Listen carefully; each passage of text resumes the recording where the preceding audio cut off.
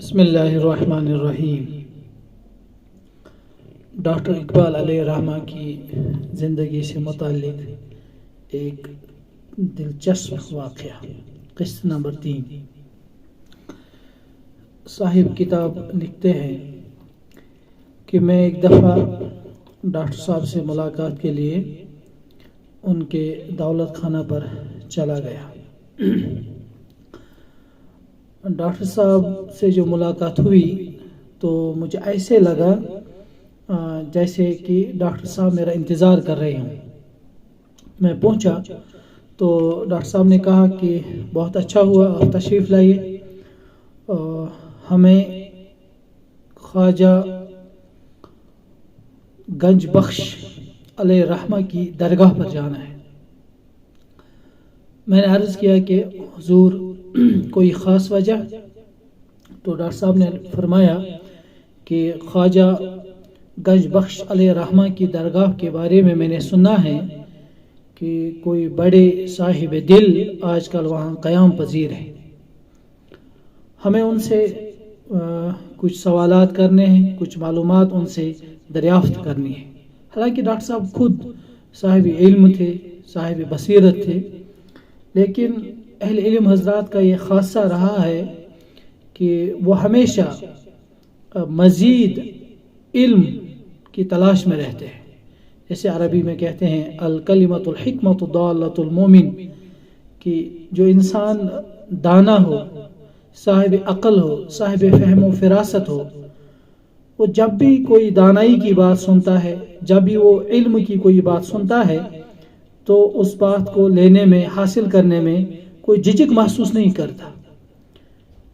Doctor صاحب علیہ الرحمہ کا کسی کے یہاں جا کر کے کوئی بات معلوم کرنا یہ اسی قبیل سے تعلق رکھتا ہے۔ صاحب کتاب کہتے ہیں ڈاکٹر صاحب علیہ الرحمہ کا مزاج سفر کا بہت کم تھا، کہیں آنے میں جانے میں ڈاکٹر صاحب علیہ الرحمہ جو ہے بہت کم مزاج رکھتے تھے۔ تو میں انتظار کرتا رہا تاکہ دوپہر کا وقت ہوا۔ دوپہر کے وقت میں نے ڈاکٹر صاحب سے عرض کیا کہ آپ نے صبح فرمایا تھا کہ فلاں جگہ پر جانا ہے، لیکن شاید آپ کا پروگرام نہیں۔ تو ڈاکٹر صاحب نے کہا اس وقت نہیں، شام کو چلتے ہیں۔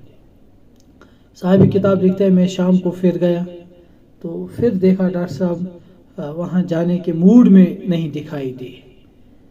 تو مجھ سے یہ وعدہ لے کر کے کہ کل صبح آپ حاضر ہو جائیں تو انشاءاللہ صبح میں ضرور چلتے ہیں۔ صاحب کتاب لکھتے ہیں کہ میں دوسرے دن صبح میں جان بوجھ کر کے تاخیر سے چلا گیا۔ تو ڈاکٹر صاحب سے جب ملاقات ہوئی میں نے دیکھا کہ ڈاکٹر صاحب کے چہرے کا رنگ اٹھ چکا ہے، حیران، پریشان۔ میں نے درخواست کی کہ حضرت گھر میں سب خیریت سے ہیں، آپ اس قدر پریشان؟ تو ڈاکٹر صاحب نے مجھے اپنے پاس بٹھایا اور کہا کہ آپ کو معلوم ہے کہ صبح کیا واقعہ پیش آیا؟ میں نے عرض کیا کیا ہوا؟ تو ڈاکٹر صاحب نے کہا کہ آج صبح ہمارے ملازم آئے تھے اور یہ اطلاع دے گئے کہ کوئی بزرگ آپ سے ملنا چاہتے ہیں۔ تو میں نے اجازت مرحمت فرمائی تو ایک بزرگ آئے، میرے یہاں بیٹھے۔ میں نے ان سے معلوم کیا آپ کیوں تشریف لائے، میرے لائے کیا حکم ہے؟ تو ان بزرگ نے مجھ سے کہا کہ ہمیں آپ کے یہاں سے کوئی مطلب نہیں، البتہ آپ ہم سے کچھ معلوم کرنا چاہتے ہیں،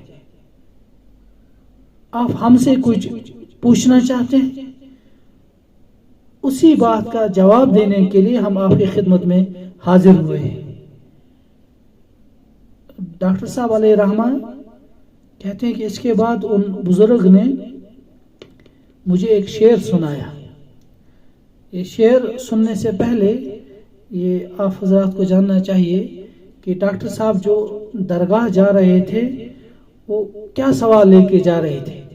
ڈاکٹر صاحب علیہ رحمہ فرماتے ہیں میں ان بزرگ سے یہ سوال کرنا چاہتا تھا کہ اللہ تعالیٰ نے قرآن پاک میں بسم اللہ الرحمن الرحیم ولا تحنوا ولا تحزنوا وانتم الاعلون ان کنتم مؤمنین کہ اللہ تعالیٰ نے اسلام کی سربلندی کا وعدہ کر رکھا ہے.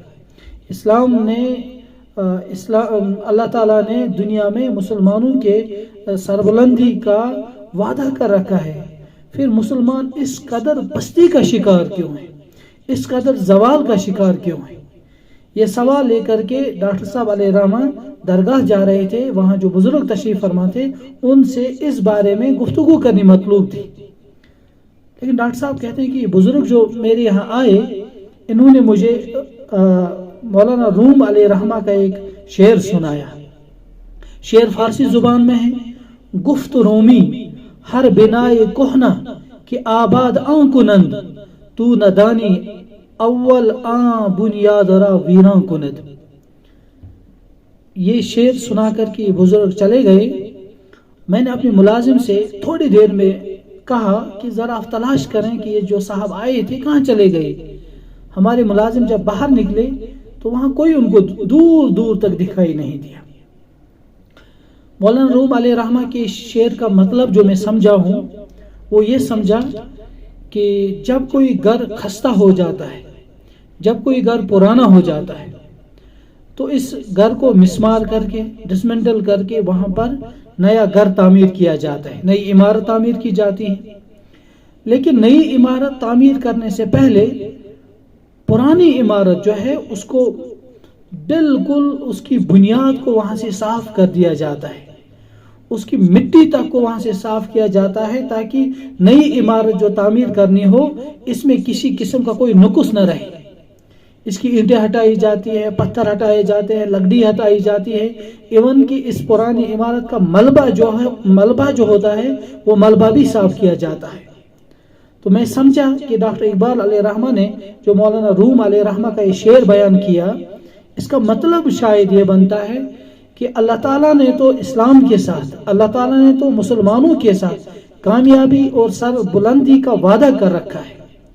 لیکن آپ جیسے ہم جیسے مسلمانوں کی وجہ سے, آپ اور ہمارے اعمال کی وجہ سے جو گند جمع ہو گیا ہے, آپ اور ہماری بدعمالی کی وجہ سے جو حالات اس وقت بنے ہوئے ہیں, تو اللہ تعالیٰ یقیناً اسلام کو سربلندی کامیابی عطا کریں گے.